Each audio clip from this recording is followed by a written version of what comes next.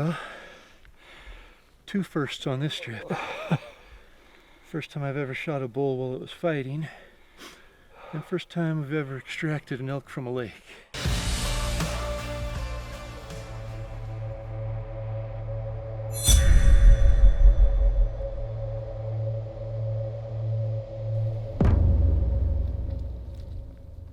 So we are midday. Had a fun morning hunt. We ended up seeing about a dozen bulls, 10, 12 bulls. A few, smaller bulls we didn't see. Saw a couple of mature bulls, but they were a long ways away. So we have packed up, as you can see, and we're gonna kind of head deep and try and get away from some folks.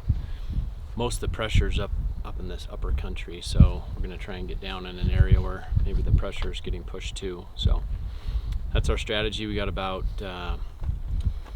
I don't know, 6-8 mile ride in and get our camp set up and get ready for the evening hunt.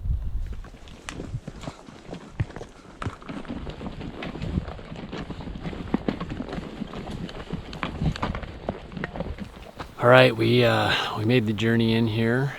Looks like an outfitter had been at this camp and has vacated it, so probably set up here tonight. But we had seen some elk up a couple of these canyons, so 5 o'clock. Just wait for the thermals to get right here for just a minute, but we'll head up and try and see if we can get on some of these elk that we saw this morning.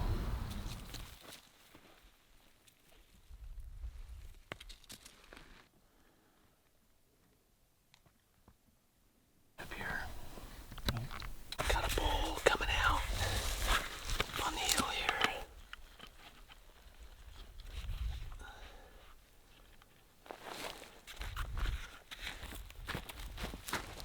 Hey, Jeff went spotted a bull on this ridge, so we're gonna, says it's a nice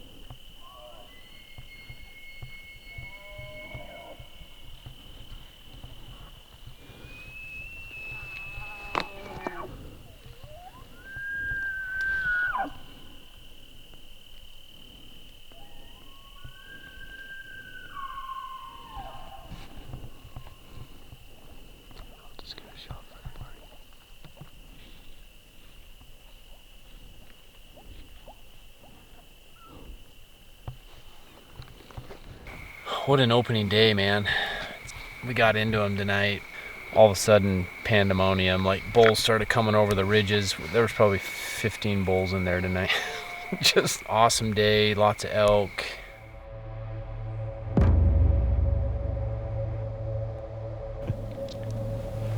We've been sitting here for about 2.5 hours. A little sporadic calling and raking, but nothing. Last time we heard the bull was in this basin, but wind was swirling everywhere, so we backed out. And the wind got good. We came in. He hasn't answered since.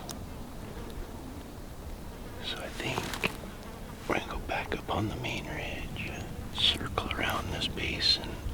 He may have worked his way up to the top and might not even be here still, but had another one bugle up a little higher this morning, so we'll see. If we get up on top and bugle down into the basin, if something will answer. If not, Donnie's pretty sure there's a wallow down in the bottom here, so we'll make a loop and come back and sit on it for a little bit this evening. That was our morning, and we'll see what the afternoon brings.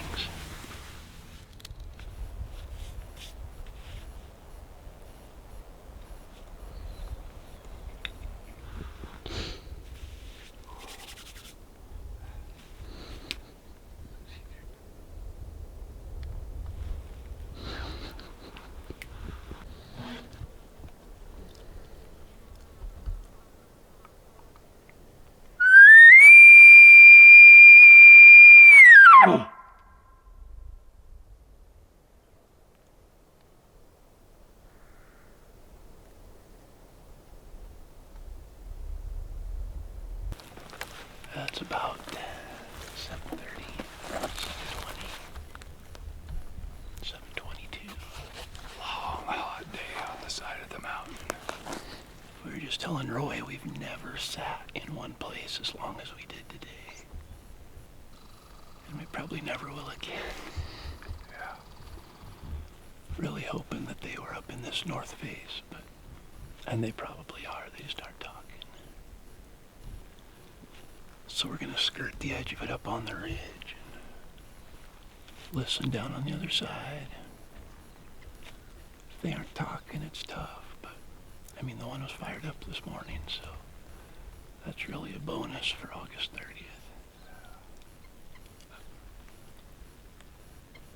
Pretty tough to make an exciting episode, so I'm failing to find elk bugling. We're gonna have to rely on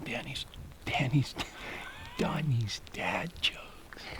Yeah, that was almost a Donnie delivery there. That counts as the dad joke right there. That wasn't a Bruce Jenner slip up. So, Chris Helmsworth, when did a workout with Mike Tyson? After the workout, he looked at Chris and said, "You're gonna be Thor tomorrow."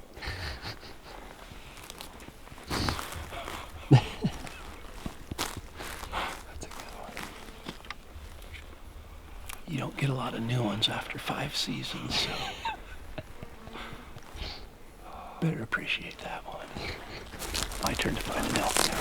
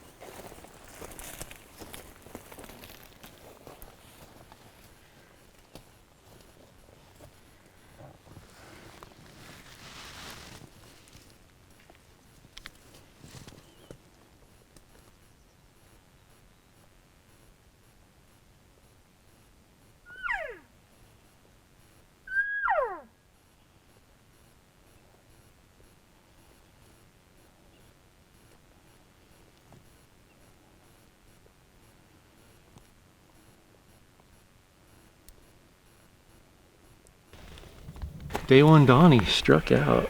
Yes. Just have to get 2 of them on day 2 now. We saw some at least. At least you saw them. We've gone many opening day without seeing or hearing an elk Very true. whatsoever. Very true.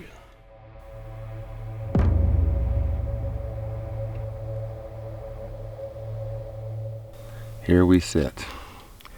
Got a little nap in. Got a little nap in. Ate some more food, so our packs are lighter. It's true. Yep. We're sitting here and heard a cow call and got really excited for a moment. And the easy direction, it came from the easy direction, which is like, oh, sweet, elk right there. And then we heard a bugle, and sure enough, it was a person, fluty tooty kind of bugle that was telltale. And so we're gonna head the opposite direction, which is the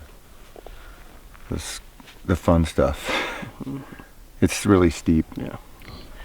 I think we just got to decide and commit where we're going, Yeah, rather than kind of playing this in-between game.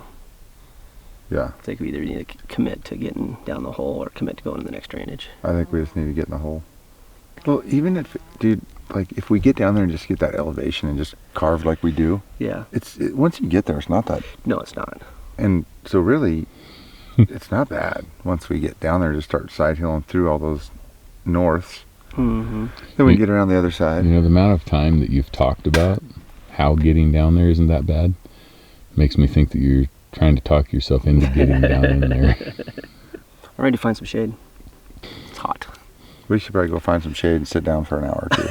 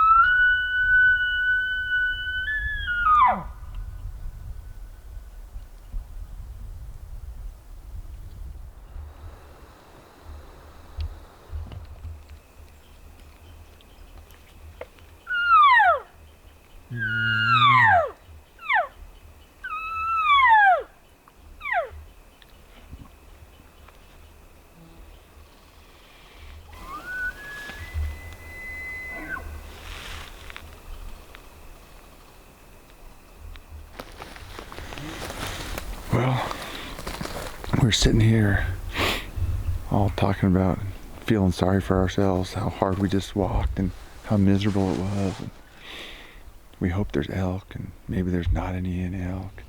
Well, I thought there was elk because I always think there are elk everywhere I go. And there's not always elk. But anyways, we're sitting here and we heard woo over there, and we all sprung to it. We had a yard sale of stuff here, and I should probably point out that the cameraman heard where it was at. oh yes, Lost. we did one of these things there, and cameraman was right, I was wrong. It was over there, and Lenny got eyes on him. Well, Yeah. I think he looked like a rag by himself. Really? Yeah. so we won't be shooting the raghorn, but at least maybe we can get some cool elk encounter footage. He's just over there squealing away, trying to figure out how to get over to these sexy cows. So we'll see if we can get him in here at least.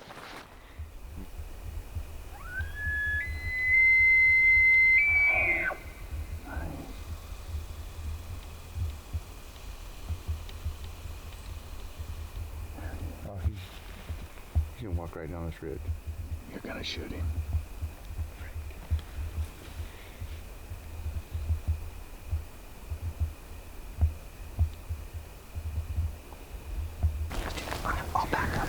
Like, drop off this little edge right here. We can just stay right here, Ty.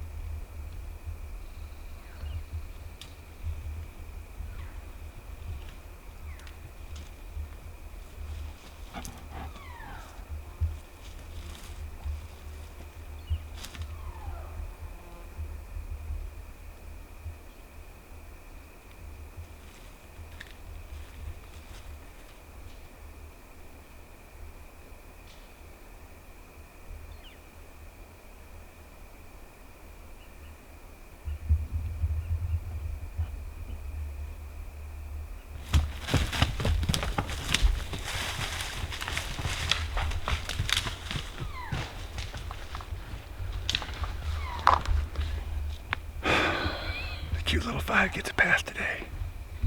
Dang it.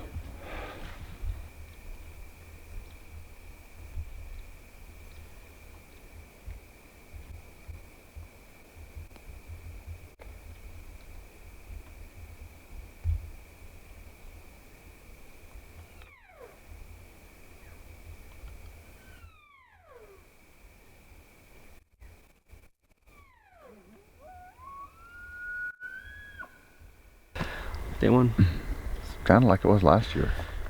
except harder. Except, yeah, the walk was slightly harder. Yep. He was 10 yards away. It was pretty cool. Yeah. Yeah, about half the distance we might have shot him, but not this far. Yes. Yes. He hadn't quite elevated to the 6 miles in and 3,000 foot up mark. Yeah. Hopefully we get some bugles tonight. Hopefully, and I think we all earned a pretty good night's sleep. Yeah.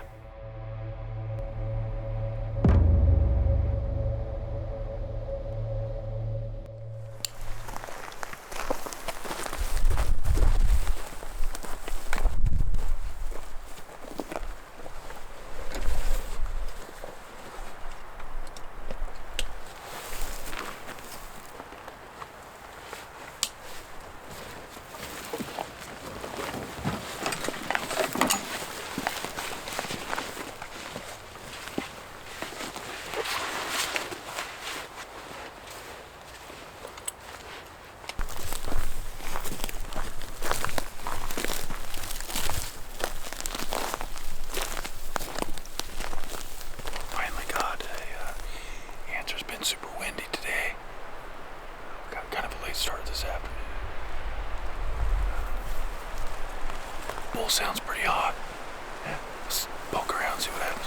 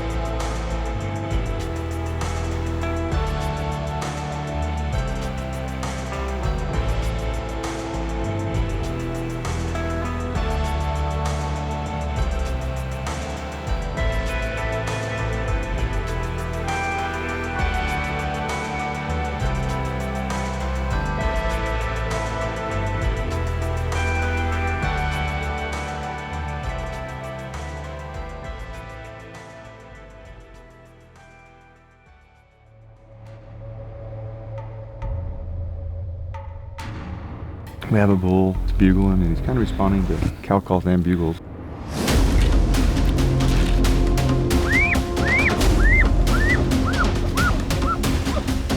Then he turned around, gave me, I've got a perfect range on a broadside shot. What'd you think of episode 2? It seems like it's always a race for somebody to put a comment that says, first one. Well, and that is how they enter to win the Exactly. episode giveaway. So there's more than just that motivation Yep. as well. So, yeah, we just tell them today's giveaway. We're same thing from Mountain Ops, the tub of Bull Rush Ignite and the $100 gift card. The Elk Foundation is the 1-year membership and apparel. Yeti is the Yonder water bottle and a custom engraved Destination Elk travel mug. And then from Peaks, today they've got their Storm Castle Gator, which if you haven't seen the Gator yet, absolutely the best gator I've used. Stays up high on your calf all day. We wade creeks and streams and everything in them, and boots never get wet. So they're also available now in this really cool green color instead of just the black. So got that. That's the package today. To enter, you just comment down below. And don't forget about the Peaks, separate from that, the Peaks Lifetime Product Giveaway.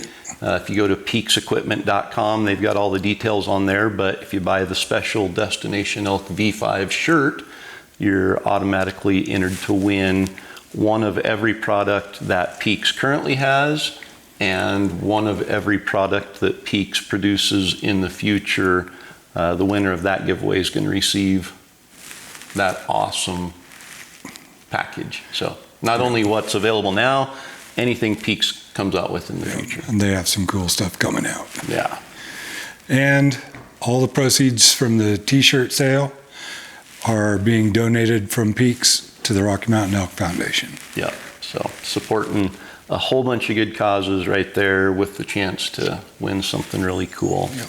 I'm not sure the Mountain Ops, the promo for the very limited inventory of Bull Rush Ignite. It might be sold out. It might already be sold out. So be sure and check mountainops.com, see if it's available, because they brought in, it's usually only available in September, but they brought in some for the launch of Destination Elk, and in the last couple days it's been pretty popular. So it may already be sold out, but if not, be sure and pick that up. Yep. So, evening of day 1, you saw a whole bunch of action from Donnie and I. Yeah, we were very constructive. Yeah. It's so, I can't sit still. No. It's so hot. We're on an open hillside because if we get over on the shady side, the thermals are going up into the timber where we think the elk are bedded. So we had to go across onto the south-facing slope, which is just sun beating down on us. And we sat there for 6 hours, 7 hours, something like that, and resorted to building stuff with rocks. We thought the elk were still right close. We thought that maybe they had bedded down, so we didn't want to go have our wind push them or push them out of the area. So we thought, let's wait until the evening, and we waited, and they did not. Well, they waited. They waited longer than we did. They waited a long time, and we're still waiting for them to bugle. We get walking down the mountain, and there's the elk up above us. Yeah. Partway down, a little raghorn came out of that same timber patch up above us, and wasn't even interested. I mean, cow calls, bugles, he'd stop and look, but then just continued across the hill. We did have a couple bulls bugle across the canyon, the main canyon, on the other side of camp, way across, and just real faint, right at dark, 1 or 2 bugles. So we know there's bulls in there. And we spotted some across there on open ridges. So we know what we're going to do tomorrow. Yeah, we do. At least the direction we're going to take off. Yeah. Then Pure Elevation. They proceeded farther into the hellhole. And I can't believe they heard a hunter bugle. I would have to question if it was really a hunter, because I don't think anybody else is as insane as they are to go into that country. But they heard a hunter bugle, and then very similar to last year on day one, they called in a really nice 5-point to 15 yards or something. I'm surprised there was not an arrow flung by Tyler on that. I hope he doesn't regret the decision to pass up a bull on day one. What's the saying? Never pass up on day one what you'll shoot on day 8 or something. Yep. So they at least had some action. Had a fired up bull that came in. Scousins had a bunch of bulls bugling. Yeah, they started yet in the morning in the last episode. They hunted from the trailhead, and there were just a lot of other hunters around. They were into elk, but they decided to take the horses and go in. I think they went in 7 or 8 miles. So went in to get away from the pressure, and immediately they're into elk. That one goofy bull, funky, running across the hillside there, but lots of action. They're seeing a lot of bulls, hearing a lot of bulls, and they're hunting really open country, which that's the strategy for success, or the topic for the strategy for success, brought to you by the Rocky Mountain Elk Foundation. In this episode is how to hunt bulls in that open country, and there's definitely some benefits. You're seeing what they're seeing. They're seeing a lot of elk, and when you hunt that open country and have good optics, if you get to a good vantage point, you're able to spot a lot of elk. The other thing is, in that country, sound carries better in open country. So it's not muffled by timber. So you're able to hear bugles from farther away. If you get to a good vantage point, again, where you can see and hear really well, you're likely going to see elk and hear elk. The problem is, how do you get in close to them? Because they know that as well, and they're using their vision as a sense of safety, and they're going to be on the open hillside looking for movement. Tuck down in those nooks and crannies and play your wind, and just stay out of sight down in a little ravine, and kind of go up a little farther than them so that you can work your way back at an angle back up towards them. Yeah, and the wind, like always, the wind's going to dictate, what you're able to do. Scousins were hunting the evening hunt, the thermals were still going up, so they couldn't be below the elk. And then once they changed, you don't have a lot of time there. So being up on that high vantage point can be a good time to come up with a plan based on what the thermals are going to be doing. If you spot them at night and the next morning you realize thermals are coming down, you can get in the bottom of the draw where there's brush and sometimes timber and use that as cover.